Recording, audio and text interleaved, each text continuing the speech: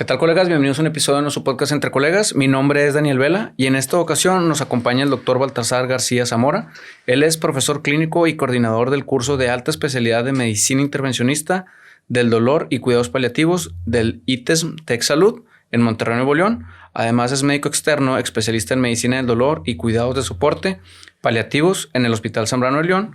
Y tiene su práctica privada como médico especialista en medicina del dolor y cuidados en soporte paliativos. Lo pueden encontrar en redes sociales. Venimos en este episodio justo para hablar porque creo que tiene, y digo creo, tú me corregirás si me equivoco, a lo mejor unos 15 años de empezar a picar piedra o entrar duro en la medicina del tema de los cuidados paliativos.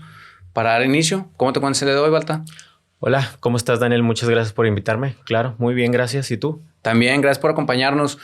Platícanos para ir entrando a los que quieren saber quién es Balta, el doctor Balta. Sí. ¿Qué te motivó de inicio a ti a estudiar medicina? Bueno, para empezar, la verdad es que mi infancia fue un poquito turbulenta en el sentido de que siempre iba al hospital cada año por algo. Casi siempre era por una fractura de un brazo o algo así por el estilo. Entonces yo veía que esas personas me curaban.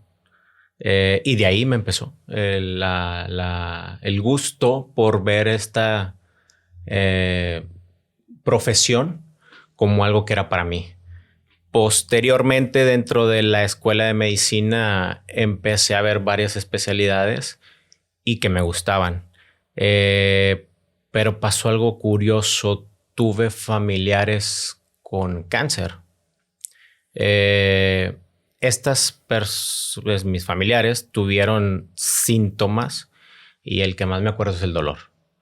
Entonces, tratándose con los mejores especialistas a nivel de Estados Unidos, México, lo que sea, siempre había dolor. Entonces yo dije, ¿cómo?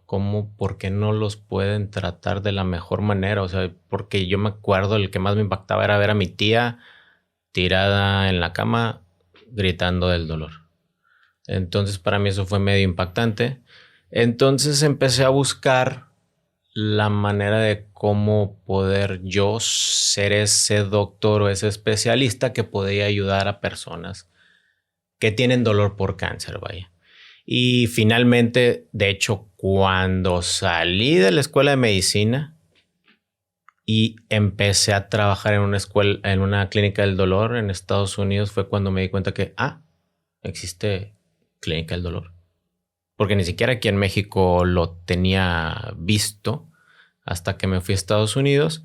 Y ahí fue donde empecé a ver la clínica del dolor o la medicina del dolor. Y fue cuando busqué esa alternativa de especialidad y pues heme aquí. Para quienes no han leído la descripción del episodio, Baltasar es médico cirujano partero, posteriormente hizo anestesiología. Así es. Y posteriormente hiciste la especialidad en medicina del dolor y la especialidad en medicina paliativa.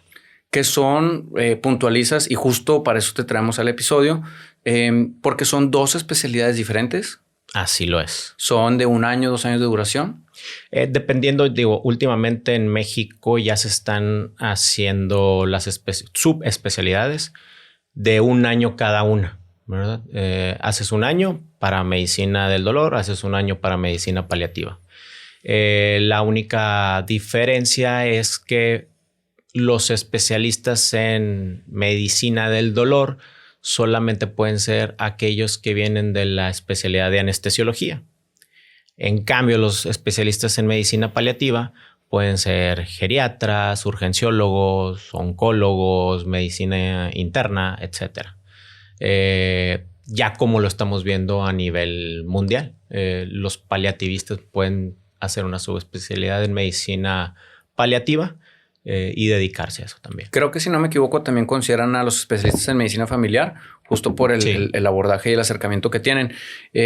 Me llama la atención por qué medicina del dolor solamente pueden ser los anestesiólogos. Creo entender el por qué, pero la pregunta va muy dirigida porque hay ciertas universidades, creo de prestigio, que ofrecen formación como si fuera un diplomado para médicos generales en cuanto al abordaje del dolor. ¿Qué recomendación tendrías? ¿Valdría la pena que un médico general entrara en ese tema como para a lo mejor los primeros pasos? ¿O lo ideal sería que cuando ya hay una patología que está generando dolor, fuera con un especialista propiamente con formación de anestesio? Claro, no, definitivamente. Para empezar, son muy buenos esos diplomados. ¿Por qué? Porque la verdad de que a pesar que nos enseñan en la escuela de medicina que el síntoma primordial por el que va una persona a urgencias es dolor, no nos enseñan del todo bien cómo controlar el dolor. Debemos de ver al paciente en particular. Cada caso es diferente, como últimamente lo hemos dicho. Hay que saber si presenta falla del riñón, falla del hígado, falla del corazón, pulmonar, etcétera. Si se puede o no administrar 2 AINE al mismo tiempo, si se pueden combinar algunos opioides, etcétera, etcétera, etcétera. Entonces estos diplomados yo creo que son buenos para los doctores generales, etcétera, porque les enseñan la base de qué poder administrar en ese momento, sin lugar a duda. Posteriormente, sí, definitivamente hay pacientes que el dolor, a pesar de dar el manejo adecuado de medicamento, no llega a ser suficiente para su control del dolor. Por lo tanto, sí tenemos en medicina del dolor opciones, diferentes opciones, con la cual nosotros podemos llegar a controlar el dolor. Que a lo mejor entonces el abordaje sería el médico general en consultorio y posteriormente el anestesio del dolor. Normalmente se ven mucho en el hospital. Y regreso un poco a la respuesta que diste, el tema de la importancia de la formación, porque yo como especialista en calidad en los comités de farma, ves casos en donde médicos con especialidad en todo menos en el dolor y le ponen 2, 3 AINES o el mismo AINE sublingual, IV, IM, más otro que luego aparte está anticoagulado. Y no sé cómo ha sido tu experiencia. Cuéntanos un poquito cuando Pharma te habla y te dice, doc, nomás que le estás poniendo, no sé, 2 AINES, más más el otro, y aparte tiene daño renal, pero no le piste creatinina. ¿Cómo es tu interacción? ¿Te ha tocado Pharma en la indicación de cosas? De hecho, sí. Fíjate que Pharma me habla no para lo de medicamentos del dolor, pero sí me hablan para medicamentos que administramos en medicina paliativa y que ellos buscan estándares de medicina normal, no sé, algún tipo de farmacología. Y ahí sí yo les comento, bueno, yo les invito a que lean artículos de medicina paliativa donde sí damos estos medicamentos a tales dosis y lo que buscamos es esto. O las infusiones, en lugar de administrarlo con este tipo de infusión, mejor vamos a ponerle con glucosado. O en tanto, de acuerdo. La verdad es que a mí lo que más me interesa en medicina paliativa, pues es que el paciente esté controlado. O sea, buscar esa calidad de vida que buscamos todos y que la podemos lograr con la combinación de algunos medicamentos para que los síntomas estén controlados. Vaya. Ahorita mencionabas que en general el motivo de consulta más frecuente es me duele y lo que le agregues, ¿no? Pero el motivo de consulta que lleva a un hospital a un paciente normalmente es el dolor de alguna situación y luego ya se trata. A mí me ha costado trabajo en algunas clínicas no hospitales el mencionarles que y tú confírmalo o la contradicción, el dolor debería ser un signo vital, o sea, es decir, el abordaje debería ser, ¿por qué viene a consultar? No, pues tal, chécale presión, frecuencia cardíaca, frecuencia respiratoria, saturación, pero pregúntale qué escala de dolor, porque me toca clínicas donde, no, doctor, pues es que tiene todos los signos vitales normales. Le dije, ¿por qué viene? No, por dolor, ¿cuánto? 10 de 10. Pues es una urgencia, ¿verdad? Digo, sí. También entiendo que es muy subjetivo, pero debería ser, no debería ser, o es un signo vital. Sí, claro, definitivamente. Creo que ya en los hospitales privados grandes ya se toma el estandarte del el nivel de dolor que tiene el paciente, no solamente los signos vitales. Inclusive enfermería ya lo toma a diario con sus signos vitales. Tú llegas y ya están sus charts de que tiene dolor 6 de 10, signos vitales tal, y se acabó. Aquí está, doctor. De esa manera hemos evolucionado, creo que para bien. ¿Por qué? Por lo mismo. El paciente llega a urgencias por dolor, independientemente si es algo cardíaco, algo pulmonar, algo abdominal, que es algo quirúrgico, algo no quirúrgico, alguna fractura, etcétera. Yo sí soy de la idea de que el paciente que llega a hospital esté de la mejor manera controlado, porque su experiencia al ir a ese hospital le va a recordar que, oye, me controlaron el dolor, ¿verdad? Independientemente si estuve un día, 2 días, 10 días, 20 días, si me operaron o no me operaron, yo estuve controlado del dolor y él se va a ir satisfecho con el resultado porque le controlaron la enfermedad de base por lo que vino o la urgencia quirúrgica o algo, pero él estuvo controlado del dolor, que es lo importante para él y para la familia en particular, ¿verdad? De hecho, suele ser una pregunta de estas encuestas famosas de salida que muchos llenan y muchos no. Le resolvieron su dolor y algunos dicen, bueno, pues ¿qué importa? Pues claro que importa, bien lo mencionas tú, porque pues a lo mejor todo fue malo, pero si no tuviste dolor, a lo mejor la estadía se compensa un poco versus todo lo que pudo haber pasado, pero no es lo mismo que te den la mejor habitación, los mejores alimentos, el mejor trato, pero que el paciente diga, oye, pero nunca me aliviaste el dolor. Entonces el tema del dolor y además dijiste el familiar. Muchas veces el paciente se hace el fuerte, pero el familiar dice, es que yo lo veo con cara de dolor y no se queja. El tema del dolor creo que es importante. Y hay una pregunta que muchas veces y se escucha del familiar es que tiene mucha tolerancia al dolor, tiene poca tolerancia al dolor. ¿Hay algo, es una pregunta extra por así decir, pero hay algo documentado en cuanto a si las personas tienen un umbral alto o bajo al dolor? Bueno, sí, claramente. Digo, si hay artículos médicos inclusive donde dicen que las mujeres aguantan más al dolor que los hombres, definitivamente, ¿verdad? Pero sí. Los familiares muchas veces tratan de darle la respuesta al doctor y a veces no dejar que el paciente hable. Y ahí es donde ya entramos en un conflicto donde sí les digo muchas gracias por contestar, pero lamentablemente el dolor es, como tú bien lo dijiste, es un síntoma subjetivo. Solamente la persona lo puede sentir y todos nosotros nos podemos imaginar qué siente, ¿verdad? Por eso se inventó esta escala del dolor para darnos esa imaginación y decir qué tipo de analgésico es el indicado para esta persona en particular, con esta enfermedad en particular, con esta patología en particular que le está produciendo dolor.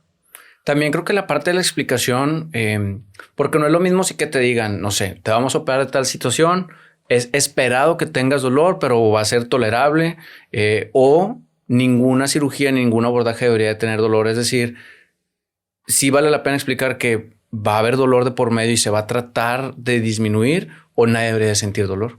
No, definitivamente lo que es normal es que tengan dolor postoperatorio.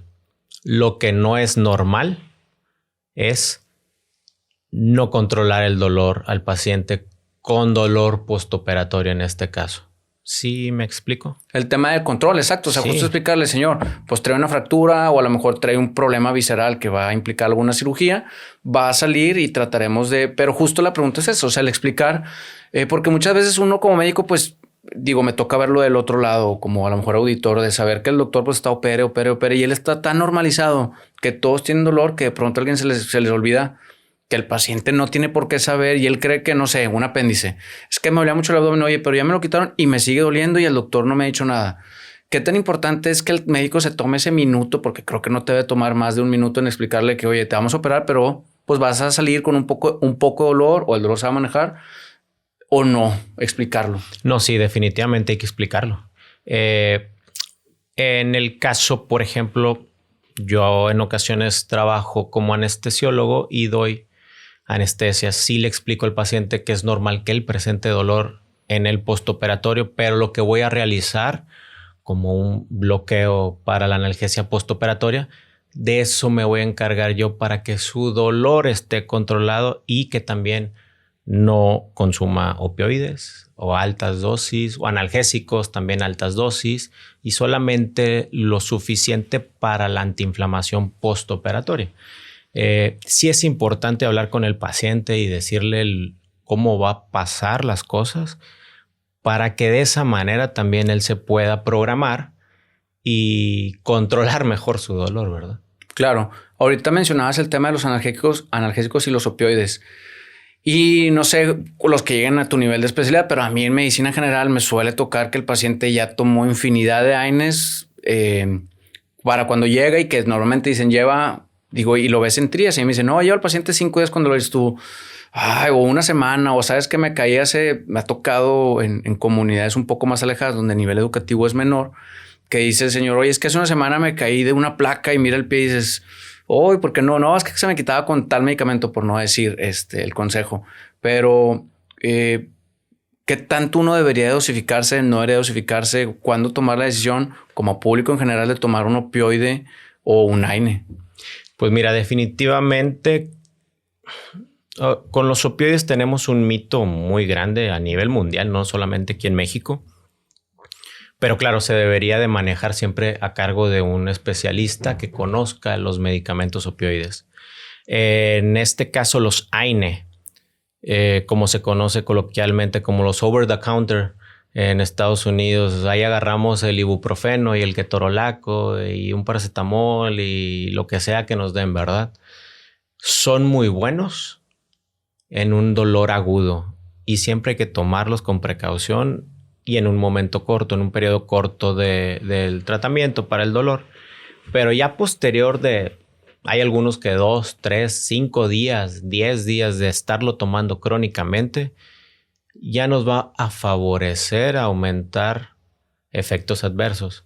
Gastritis, perforación gástrica, efectos en los riñones, en el hígado, adelgazamiento de la sangre, etcétera, etcétera, que ya son más contraproducentes que inclusive a veces tomar un opioide. Que también pasa, yo me acuerdo cuando estaba pues más chico, te estoy hablando hace unos 20, 25 años, de un caso de una familiar, no mía, sino de un paciente de como 8 o 9 años que se quejaba de dolor en abdomen y la medicaban, no sé, 5 días. Oye, terminó en el hospital porque pues el apéndice se reventó, por decirlo así, y terminó pues en una cirugía con cuidados intermedios y demás. Y dices tú, por eso la pregunta iba muy enfocada en a lo mejor, como bien dices tú, 1 o 2 días, pero muchas de las veces yo en la consulta les explico al paciente, te voy a explicar lo que se puede hacer y lo que yo haría si fueras mi familiar. Por ejemplo, en el dolor abdominal que estás pensando a lo mejor en apéndice es, trata de no usar medicina para el dolor, claro, porque va a ser un buen parámetro y luego ve su cara de, entonces tengo que sentir dolor, puede tomarlo, pero si lo toma y luego pasa que termina en urgencias, pues esté enterada de que eso puede pasar, que le quitaste el dolor, reventó la víscera y terminaste en una cirugía complicada versus vigila el dolor, tolera el dolor y en todo caso mejoraste un estudio. Por eso era la pregunta como muy dirigida. La otra es ese comentario que dices, que a lo mejor me ha tocado pacientes que tienen alto consumo de alcohol, ya traen una hepatopatía, le meten AINE de 5 días y de repente, oye, pues estoy haciendo heces fecales oscuras, pues ya traes un sangrado, pero ¿cómo? Si yo nomás tomé, pues claro, o sea, es decir, no son medicamentos y que luego algunos agarran dosis, por ejemplo, me tocan ibuprofeno 800 cada 8 y dices, aguas, o sea, tampoco aunque estén en el aparador no son para tomar de buenas a primeras. Y regresando justo a medicina del dolor, ¿por qué habría que hacer un año más, es decir, en un hospital o vía virtual? ¿Cuál es tu experiencia o cuál es tu recomendación en cuanto a hacer la especialidad de medicina del dolor? Bueno, definitivamente sí sugiero más que sea en persona, ¿verdad? Entonces, en un hospital. En vía virtual, la verdad, yo creo que lamentablemente lo que no tienen, pues es manos. Lo que te favorece el estar viendo pacientes día a día y conocer la evolución con los medicamentos que le das o con los procedimientos intervencionistas de dolor que tú les ofreces y que les realizas, ver que les funcionan, ver que no les funcionan, ver qué otra opción de intervencionismo tienes para controlar ese dolor, definitivamente sí lo necesitas. La especialidad hoy en día es una especialidad que no te paga y tú no pagas casi nada, o es una especialidad que sí se paga. No, como son subespecialidades a nivel nacional, casi ninguna subespecialidad se paga. O sea, el doctor, el especialista, básicamente, pues está recibiendo todos los conocimientos, ¿verdad? Y toda de esa especialización. Y a todos nos ha tocado que lamentablemente no hay una paga como en la residencia médica, donde sí te están pagando quincenalmente, mensualmente. Aquí en esta ocasión la verdad es que no. Sí se trata de ver cómo se les puede ayudar en algunas subespecialidades, pero bueno, definitivamente, lamentablemente, este tipo de subespecialidades no tiene una remuneración. Por lo cual se tendría que valorar un poquito más a quienes la ejercen, porque definitivamente ese año fue un año de sacrificio que normalmente pues es irte a otra ciudad, porque normalmente es en Ciudad de México, tratar de ver cómo uno sobrevive ese año. Claro, el conocimiento pues no tiene precio, pero pues no vivimos de conocimiento al menos ese año. Si no me equivoco, tú fuiste de las primeras generaciones que fue y regresó y en Monterrey empezó el tema de medicina paliativa. Claro. Y del dolor. ¿En qué momento a un paciente cambia el abordaje de medicina del dolor a medicina paliativa?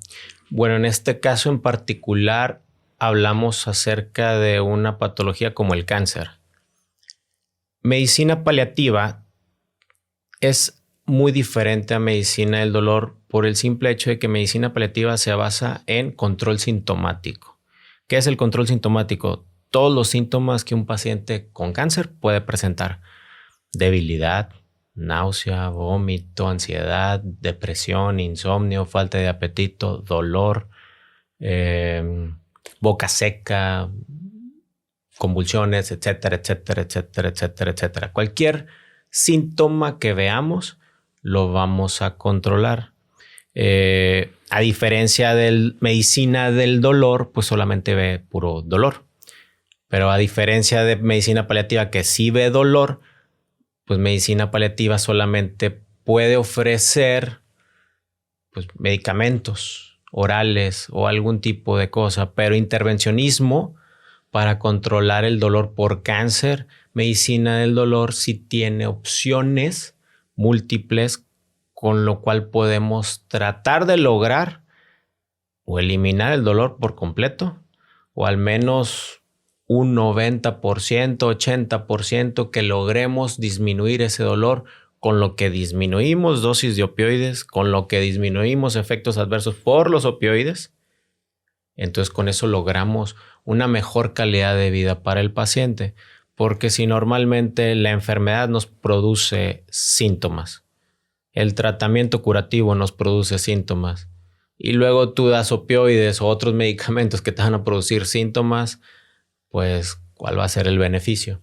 Entonces yo sí soy más de pro hacer procedimientos intervencionistas de dolor en pacientes con dolor por cáncer para tratar de eliminar esos opioides y controlarnos más eficazmente en el tratamiento del resto de los síntomas de debilidad, depresión, insomnio, etcétera, etcétera, falta de apetito, ¿verdad? Que suena medicina paliativa, digo, a lo mejor no se ha mencionado la palabra, pero está muy relacionado a oncología, pero está entonces relacionado a enfermedades terminales. Es decir, a este paciente que le dijeron, creo que veíamos mucho en el episodio previo, estábamos platicando con Tania de esta serie de ER que veíamos en la tele, ¿no? Que mencionaban de repente y me llamaba mucho la atención, no, señor, tiene tal enfermedad y le quedan 6 meses de vida.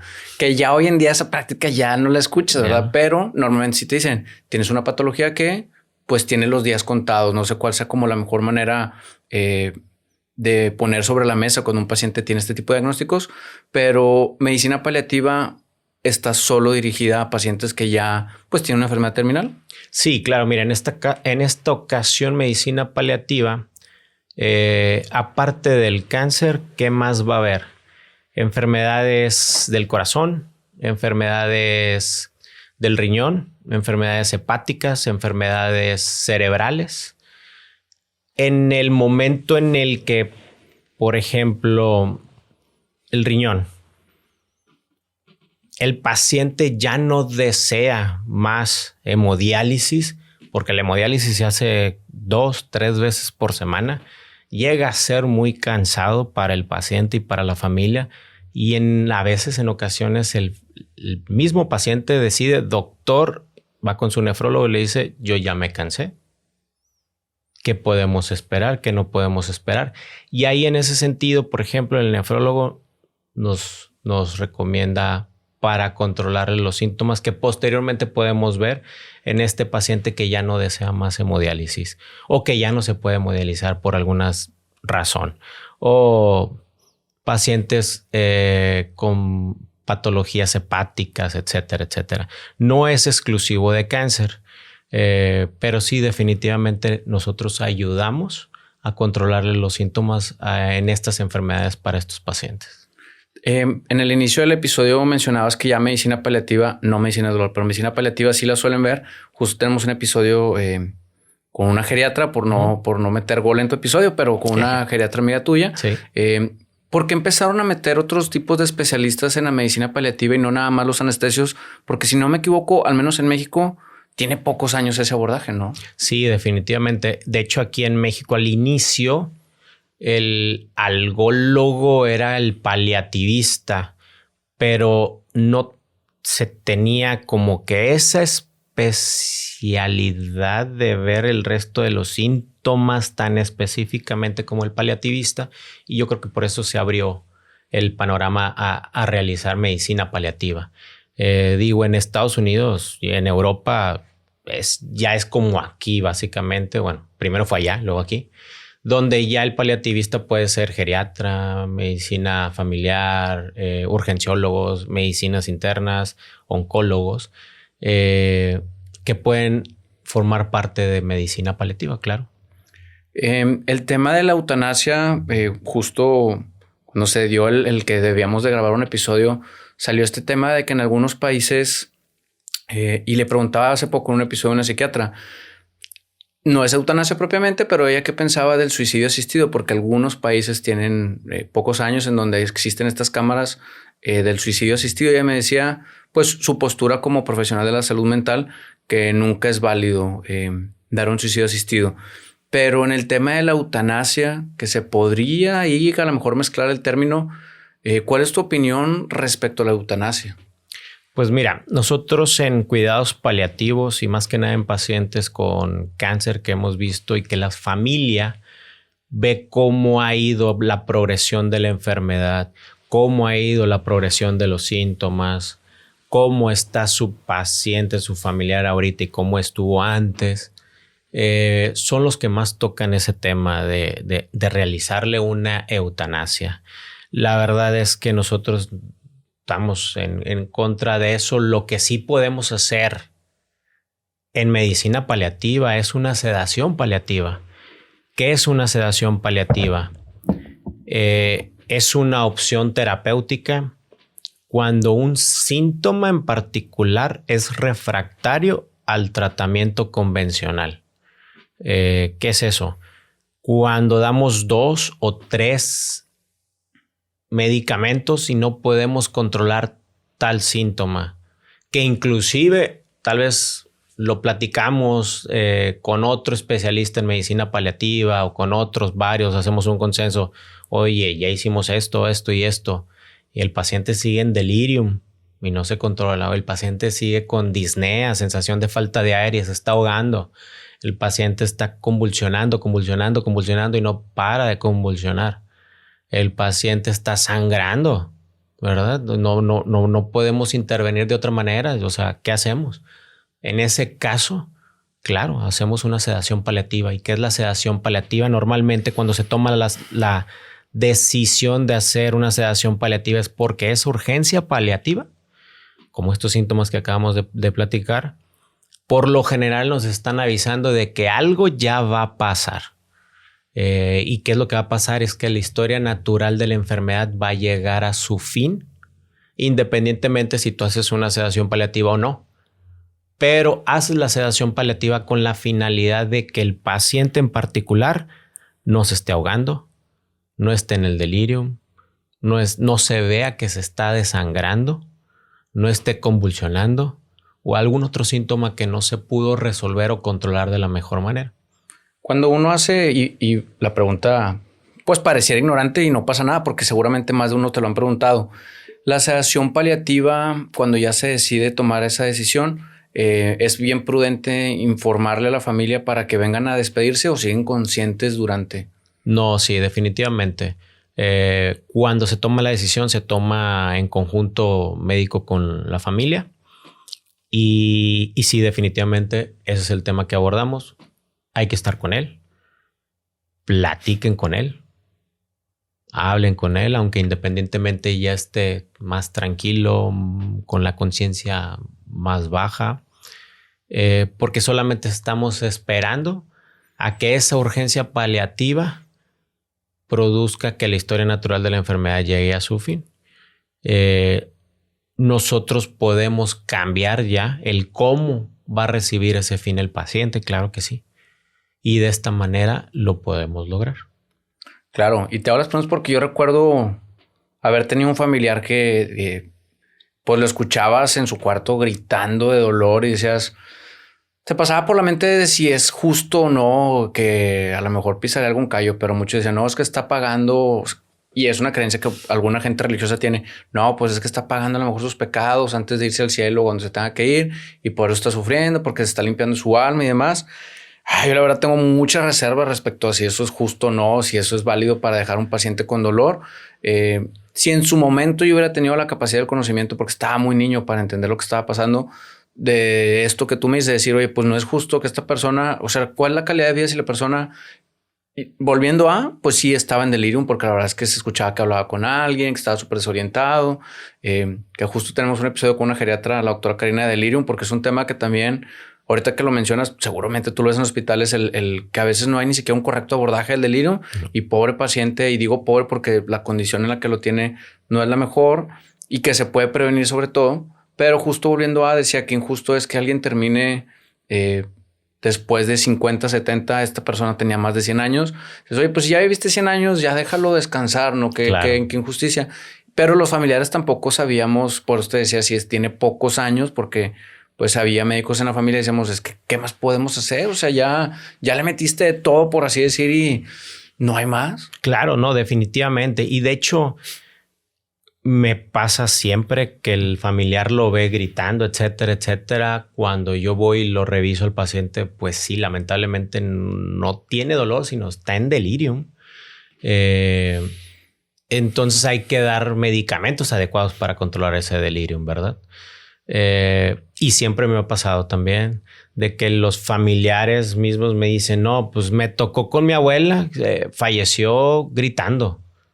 A diferencia de ahorita, como veo a mi papá o a mi mamá, todo completamente diferente, lo veo tranquilo, lo veo a gusto, todos estamos tranquilos, nos podemos despedir de él, etcétera, etcétera, etcétera.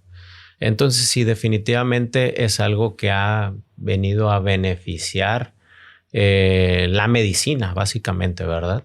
Porque creo que hemos evolucionado a tal grado que inclusive los mismos especialistas ya no tratan de hacer ellos solos el trabajo, sino ya tratan de involucrar a todos los especialistas para tal paciente en particular, pues para que el paciente tenga una mejor calidad de vida, ¿verdad?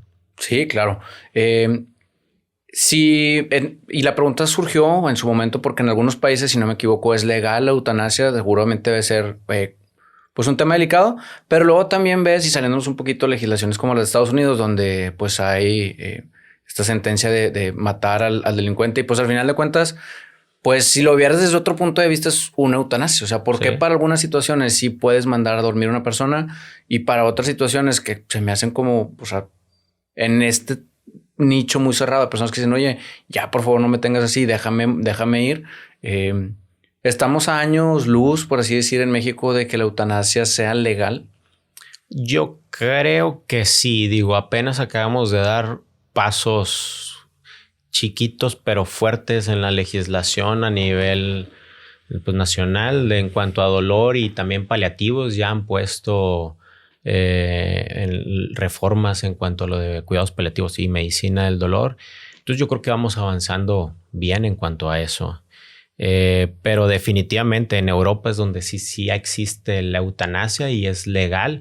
Claro que no es como que oye, quiero eutanasia para mí, pues, o sea, no es así, sino simple y sencillamente se te evalúa la situación, se evalúa con psiquiatra, psicólogo, etcétera, etcétera, y posteriormente se ven si es candidato o no, ¿verdad? no es tan sencillo así como lo pensamos. Y que también seguro económicamente no es accesible en los países donde es válido. Ah, no, pues oye, eutanasia, así como por ejemplo, si lo hubiéramos con el tema del aborto, que hace poco ya se hizo legal. Sí, sí es legal, pero también ahora conseguir el hospital que lo haga, conseguir el médico que lo haga, porque a lo mejor el hospital dice, no, en este hospital se puede. Sí, nada más que no hay ningún especialista que lo realice. Entonces, Exacto. seguramente el tema del costo debe ser un costo pues no accesible, ¿no? Es bastante alto. Digo, la última vez que yo revisé costos de eutanasia, por ejemplo, en Europa estaba por arriba de 250,000 euros, algo así. Creo, ¿no? Y ahorita no sé cuánto está, no sé si subió, bajó o algo, pero sí, no es nada accesible. Claro. Y el tema de la legislación mencionabas que se ha ido avanzando. En estas series americanas siempre veíamos el DNR, el no resucitar o el no dar maniobras. ¿Cómo va la situación en México y cómo te ha tocado a ti en los hospitales? Los pacientes tienen derecho, para quienes no han tenido un paciente en el hospital, tienen derecho a que su paciente firme algún consentimiento de si es necesario intubar o no intubar, porque seguro lo viste mucho en COVID, o al paciente se le tiene que dar maniobra sí o sí. No, definitivamente no. De hecho, creo que desde que llegué de la especialidad, ya todos los hospitales, al menos privados, sí tienen esa hoja de consentimiento informado acerca de si quieren o no, quieren intubación, quieren o no maniobras para sacarlos en caso de. Por lo general es un tema muy tabú en México. De hecho, al inicio creo que era un poco más difícil que ahorita. Ahorita ya se toma un poquito más tranquila la conversación tanto con el paciente como con los familiares, pero sigue siendo un tabú. Hablar de qué es lo que quiere y desea el paciente. Obviamente si lo hacemos en conjunto con hablando de cáncer, lo hacemos en conjunto con el oncólogo, paliativista, y si hay algún otro médico que estuvo muy bien involucrado en el caso, lo hacemos los tres juntos, platicamos con el paciente y la familia y se toman la decisión. Y ya entre todos decimos, ¿sabes qué? Ya no quiero maniobras, ya no quiero intubación. Perfecto, firmamos y listo. Y si en algún momento de la estancia intrahospitalaria llega a pasar, pues todos sabemos qué es lo que se debe de hacer en ese caso. El tema de la voluntad anticipada. Así te lo pregunto porque y creo que lo había contado en algún episodio hace años, me tocó en una clínica que el paciente venía en traslado hacia el hospital universitario, empezó a tener como mucha dificultad respiratoria, llega shock trauma de esta clínica y el paciente pues preguntándole tenía cáncer pulmonar en etapa terminal, al paciente ya y te digo el vato porque se veía, o sea, él se veía bien consciente de lo que tenía.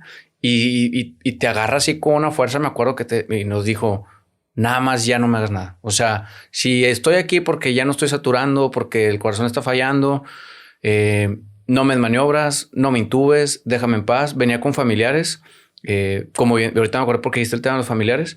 Los pasé al consultorio y les dije, el señor ya no quiere maniobras, él entiende su patología, está en una situación que yo creo que pues le quedan minutos. Me atreví a decirlo porque sabía que se estaba descompensando. Y me dijo, creo que era la esposa o la hermana, déjame pasar a todos los hermanos. Seguro te ha pasado, pasan 4 o 5 personas y tú dicen, doc, ya no se puede hacer nada, ¿no? ¿Estás seguro? Sí. ¿Todos están de acuerdo? Sí. ¿Firmas este consentimiento de voluntad anticipada? Y yo creo que no pasaron ni 2 horas. Tuve que pedir permisos para que pasara toda la familia y por eso te preguntaba, porque yo creo que se juntaron como 20, 25 personas. Para mí fue algo increíble. Porque creo que probablemente a todos nos gustaría saber que ya nos vamos a ir y que tenemos minutos u horas para alcanzar a despedirte. Y al final de cuentas, pues falleció. Pero lo que más a mí se me puso la piel chinita es que al salir, pues porque yo ya me iba, ya acababa mi turno. Me dijeron varias personas que pues muchas gracias por haber permitido que todo eso pasara.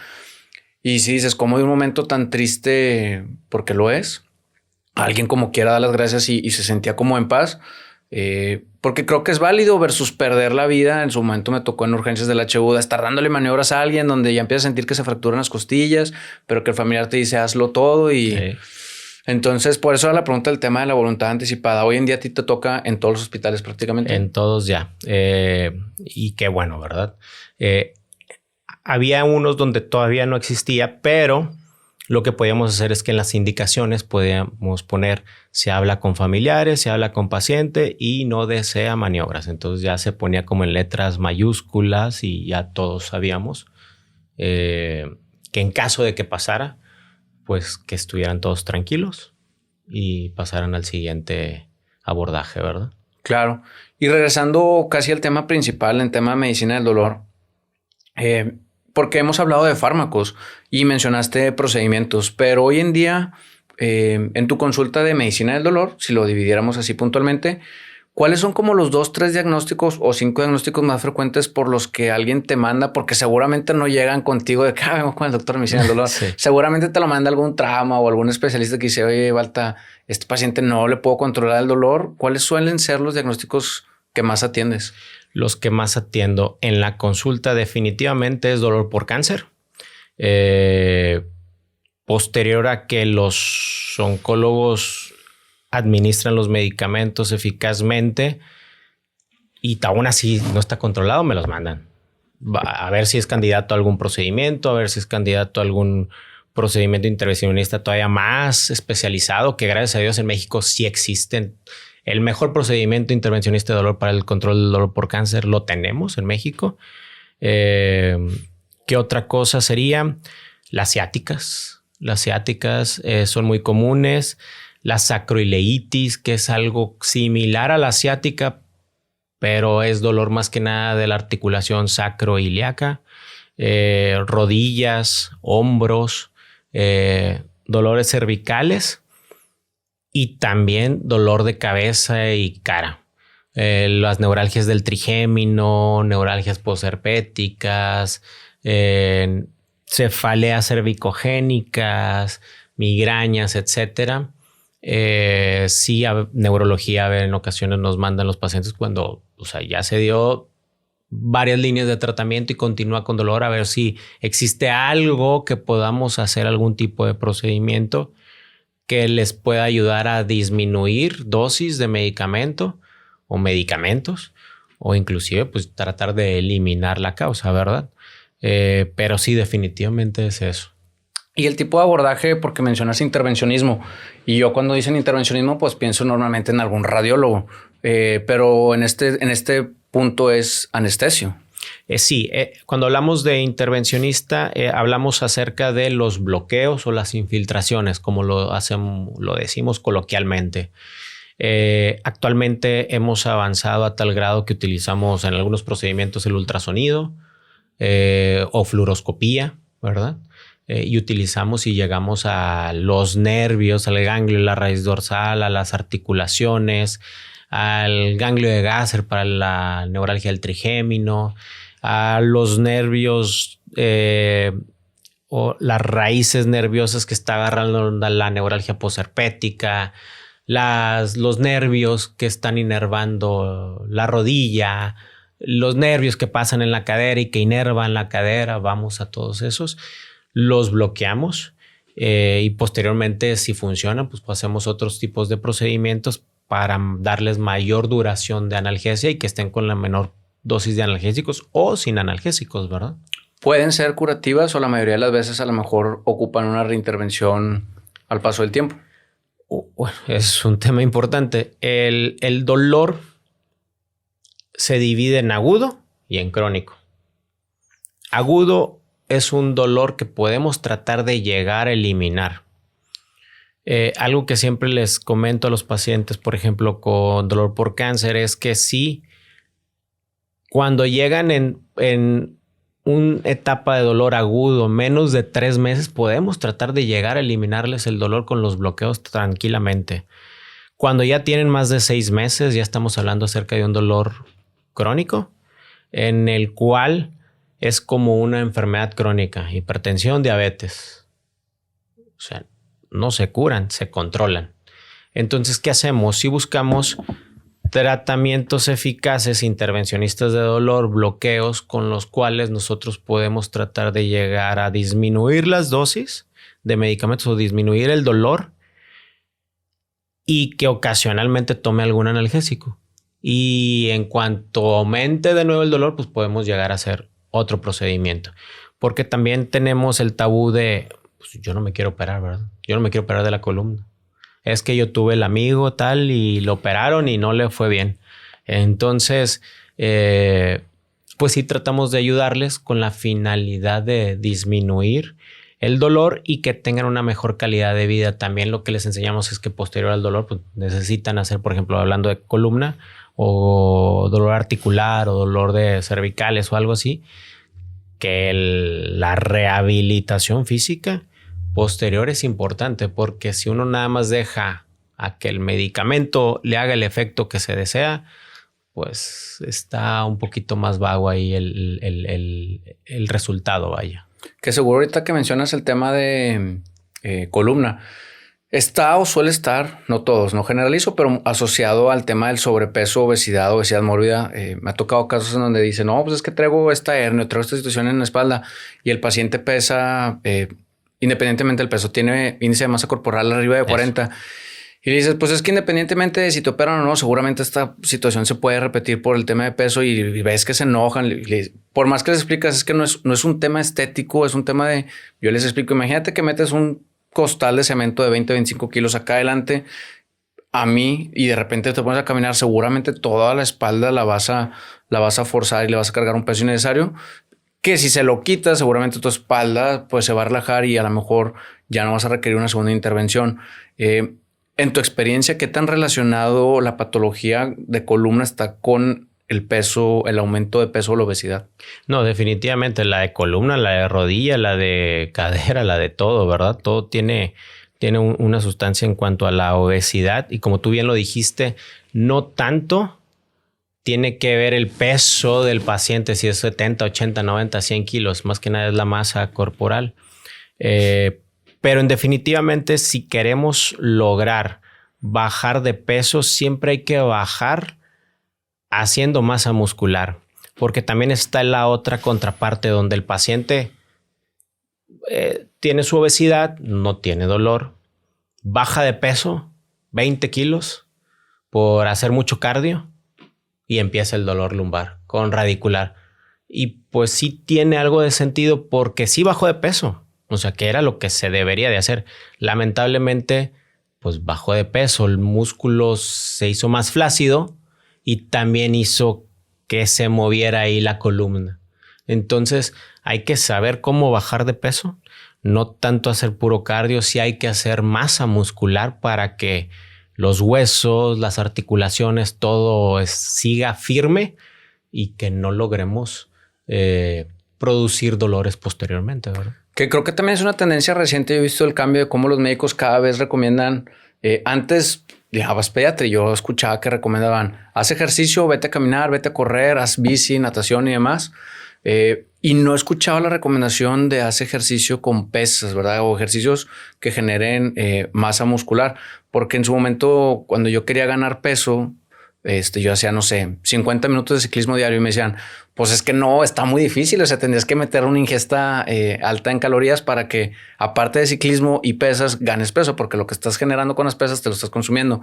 Creo que es una tendencia también que ha ido cambiando y que tampoco tiene nada que ver con nada. Corrígeme si me equivoco, pero la recomendación de hacer ejercicio con pesas asociado a cardio ha ido en aumento. Definitivamente, definitivamente. Inclusive, por ejemplo, pacientes con diabetes se recomienda hacer pesas, ¿verdad? No solamente hacer cardio, porque se ha visto que sí, necesitas cardio, pero al menos necesitas más de 30 minutos para que funcione ahí todo tu sistema y disminuya ahí lo del azúcar, etcétera, etcétera. Pero si lo haces aparte masa muscular, pues vas cambiando ahí la grasa, metes más masa muscular, etcétera, y todo funciona mejor. Claro. Ahorita hablabas del abordaje.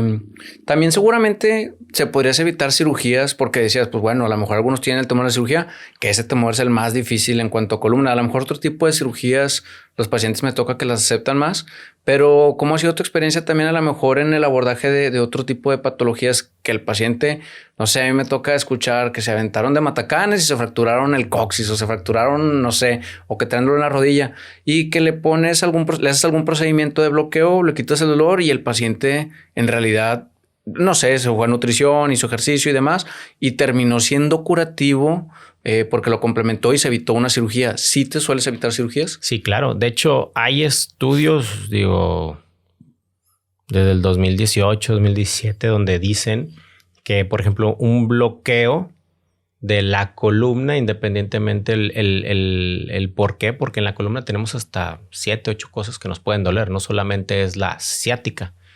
Está el disco, está la articulación facetaria, está la raíz nerviosa, está una estenosis, etcétera, etcétera. Se ha visto que hasta en un 70-80% de las veces podemos evitar algún tipo de cirugía de columna.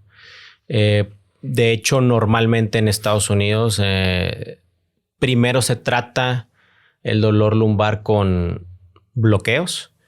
Si funciona, pues se continúa. Si no, pues sabes que ya se toma la decisión de hacer una cirugía de columna. Claro, perfecto. Muy bien. Creo que hemos puntualizado bien en cuanto a la diferencia entre medicina del dolor, medicina paliativa, el tipo de procedimientos que sueles realizar. Solamente me falta entender si los procedimientos que realizas son de quirófano, son de consultorio, son en shock trauma. ¿Qué tan controlado es el medio donde actúa un anestesio que trata medicina del dolor? Bueno, definitivamente hay procedimientos que sí podemos hacer en el consultorio, más que nada aquellos que los podemos realizar tal vez con un ultrasonido, etcétera. Pero la gran mayoría de los pacientes, pues sí les duele y les molesta el piquete, ¿verdad? Entonces, yo sí hablo con ellos y les digo, mira, si me aguantas el piquete, pues sí lo podemos hacer en el consultorio. Si no, la verdad, definitivamente vámonos mejor a quirófano. Una sedación leve donde literal tolere el piquete o los piquetes o lo que se vaya a realizar para controlar el dolor. Que eso también a mí me tocó vivir cuando dando feria además, me hice la vasectomía, que me decían es que, y me acordé porque dijiste, ¿quieres sentir dolor? O sea, ¿toleras el piquetito de la anestesia o prefieres no? Y yo decía, pero la diferencia pues económica, creo que costaba lo mismo y perdón si a lo mejor meto el pie, pero costaba casi lo mismo que fuera en quirófano el costo de versus la cirugía total. Le decía, o sea, me va a costar el doble, por así decirlo. Me decía, pues es que implica todo el equipo del hospital, ahora el y demás. Sí. Entonces decían, pues al final de cuentas me puse crema tópica y vámonos y listo. Y la verdad es que tampoco fue, pero entiendo que puede haber esta población que diga, me tocó al que me dijo, es que yo tengo pánico y pavor a la sangre, el piquete. Y le dije, pues págalo, digo, total. Sí. O sea, lo que te va a costar la cirugía no es ni la cesárea del niño que vas a traer al mundo. Entonces, pues, o sea, lo vale, ¿verdad? Pero creo que también es un tabú, creo, sonará machista, pero que los hombres somos más cobardes para casi cualquier cosa del dolor. Habrá quienes no, pero que dicen, no, pues yo les digo, paga el quirófano, paga el anestesio y evítate el acordarte de ese dolor. ¿Qué opinas? ¿Cómo te toca? Definitivamente, siempre. Más que nada es eso. El hecho de sentir el piquete, independientemente, aunque las mujeres aguanten más que los hombres, la verdad es que casi un 95% de mis procedimientos los hago en quirófano y un 5% en el consultorio. Es muy poco lo que hacemos, porque sí, la verdad es que todo el mundo prefiere saber que no, yo no quiero sentir nada, yo no quiero saber nada, a mí cédeme y ya que despierte ya sin el dolor. Bueno, pues vámonos directo, ¿verdad? Claro, que bueno, no sabía ese porcentaje. Yo pensé que eran más los valientes, pero pues tiene lógica. La verdad es que sí. Y digo, ¿qué te puede ser? 5 o 10 segundos. A los que tenemos niños sabemos de que cuando viene la vacuna o la inyección, hija, son 5 segundos, 10 segundos. No, es que no. Y pues bueno, hay alternativas para la piel, ¿no? Balta, algo que se nos está escapando. Digo, entiendo que son especialidades de 1 año, 2 años, 3 años. Pero el objetivo del episodio era hablar como superficialmente de algunos conceptos de medicina del dolor y la eutanasia, la medicina paliativa. ¿Hay algo que se nos está escapando que quisieras que se comunicara con quienes nos están viendo? Pues claro, digo, la verdad es que últimamente de los últimos años para acá, sí se nos han interconsultado un poco más para medicina paliativa y también para medicina del dolor. Y todo radica en que creo que ya todos estamos conjuntándonos un poquito más como sociedad médica y tratamos de ver en pro del paciente y que cada quien haga lo que tenga que hacer, ¿verdad? Conforme a su especialidad. Yo creo que eso hemos ido avanzando, a diferencia de cuando yo llegué era un poquito diferente la situación, pero gracias a Dios ahorita hemos ido avanzando en ese sentido. Y también a los doctores que están en anestesiología en la residencia y que quieren hacer la subespecialidad en medicina del dolor y cuidados paliativos, pues claro, acá en el Tec Salud lo tenemos. Ya vamos para varios años, 5 o 6 años aproximadamente. Y claro, es una opción más, ¿verdad? Claro que está el buen colega Omar Solís, si no me equivoco, haciendo la especialidad. Sí. ¿Es subespecialidad? ¿Es alta especialidad? Es alta especialidad. Ok, perfecto. Pues sí, invitar a todos los colegas que traen esa inquietud. Me da a mí mucho gusto en los hospitales ver que cada vez hay más interconsultas cuando de plano el quirúrgico, por mencionar uno, dice... No, yo en cuanto al tema del dolor, prefiero que lo aborde un especialista y en su momento he visto esfuerzos de hospitales por manejar este concepto virtual de clínica del dolor para cuando un paciente tenga dolor, bajo ciertos criterios, ya al especialista que está como tratante se le diga va a abordarlo tal especialista porque pues no está respondiendo y claro. Nuestra política menciona que se tiene que abordar por. Entonces, pues te felicito porque si no me equivoco eres de las primeras generaciones que vinieron a Monterrey a empezar a labrar el camino para que cada vez se conozca más y se trate, que son, algunos les causa conflicto esta medicina súper especializada, pero es que la verdad es que hay campo para todo y hay campo para hacerse súper especialista hasta en el dedo índice de la mano, ¿no? Claro, pues tengo conocidos que son traumatólogos y se especializan en el pie, otros en la mano, otros en puro hombro, otros en columna, otros en rodilla, entonces definitivamente digo, hay para todo. Claro, perfecto. Valta, ¿algo que quieras decir antes de terminar el episodio y despedirnos de la audiencia? Muchas gracias por escucharnos y espero volver. Gracias a ti por acompañarnos. Gracias a todos los colegas que han llegado hasta este punto. Les agradecería que compartieran este episodio en sus redes sociales para crecer esta comunidad y llegar a más personas. Hemos llegado hasta aquí. Nos vemos la próxima semana a seguir viviendo nuestra misión.